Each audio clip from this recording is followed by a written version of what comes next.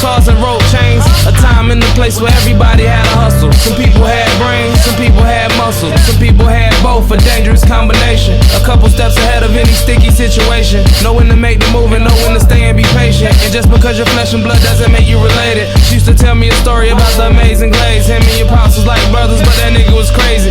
Me in early, late 80s, Brooklyn, the murder capital, where it wasn't first. And then that's when we did Scorpio. Okay, and were you close to Afrika Bambaataa? But we all grew up together.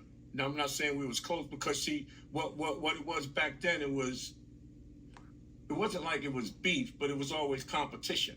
So Bam was the competition. And we had healthy respect for him because, we had the Zulu Nation. You would do the anniversary. We would come, we perform, so we wasn't necessarily close, but we traveled the same circle. So we was good.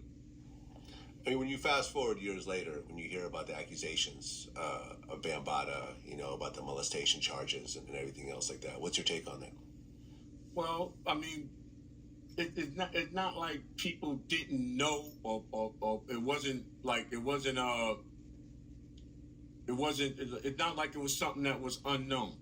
In other words, but it was just something that was like, maybe hip hop's best kept secret or whatever. You know what I'm saying?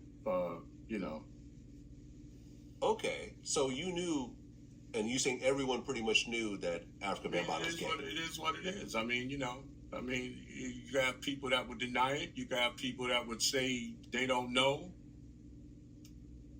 I'm saying everybody knew it, so it was all right there. So, I mean, Well, I mean, being gay is especially these days, is perfectly acceptable. Not a big deal, but messing with underage boys is something completely different. Well, see that part about it, you would have to interview him because our whole thing and my whole thing is like I said,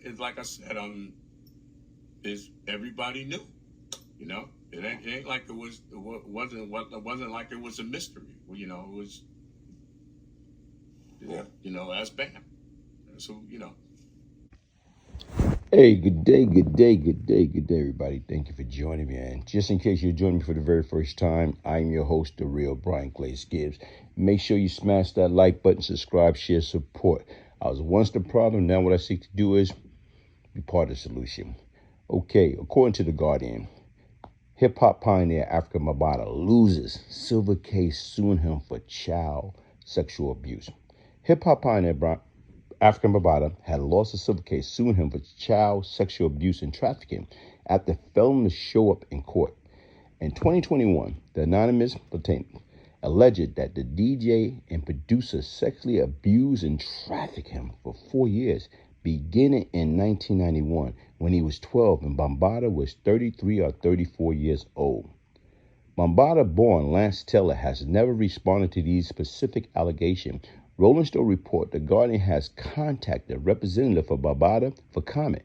Judge Alexander M. Tisch granted the plaintiff a default judgment without opposition in New York State Supreme Court. Bambaataa has faced numerous allegations of molesting boys.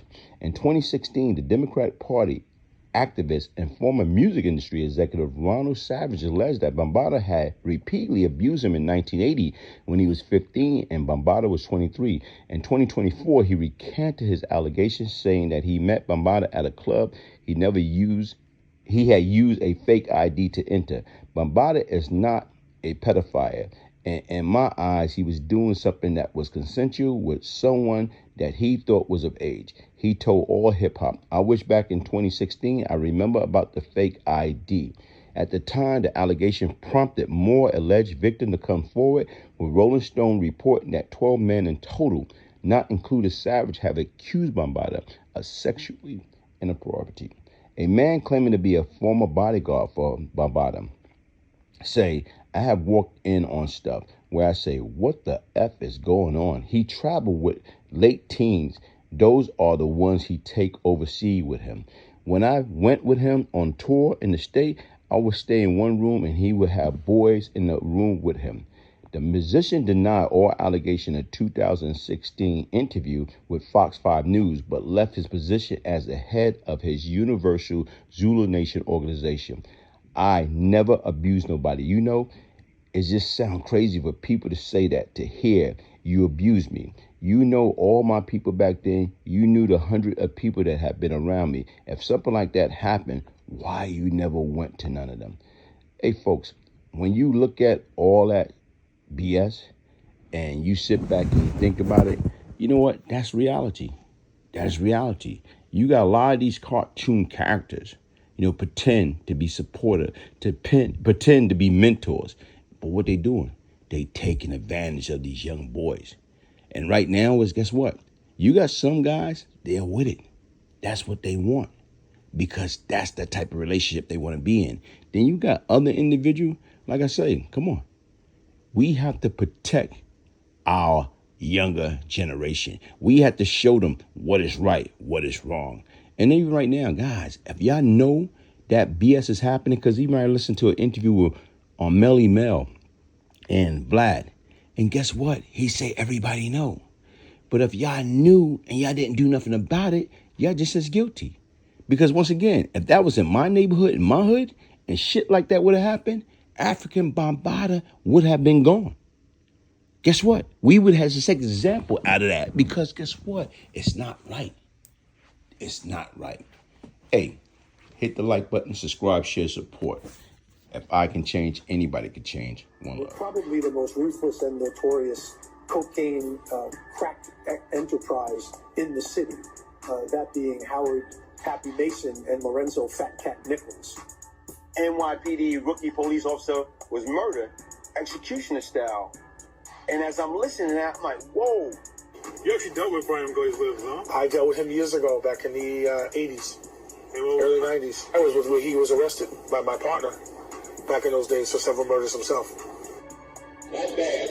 I was given to me by a police officer in New York called Matt Byrne, whose son was gunned down by these drug dealers up there in New York City. Glaze was probably within the top 10 people in the city, but I'm going to say that he was probably one of the top 2 or 3 in Brooklyn.